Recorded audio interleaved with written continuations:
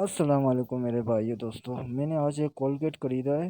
45 का है। मैं हैरान होकर इसको देख रहा हूँ कि डब्बे के अंदर से जब मैंने इसको निकाला कि इसके खोलूँ के इस्तेमाल करूँ, तो आप देख सकते हो जब मैं इसको डब्बे के अंदर से निकालता हूँ इसके अंदर कितने हवा है। ये कोलगेट है। इसको मैंने खोला तो आप चेक कर सकते हो।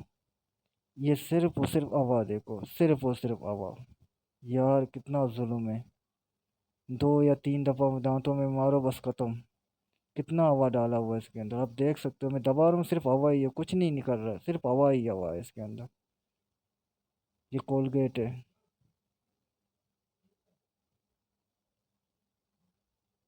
ये सिर्फ कोलगेट है, आप देख सकते हो।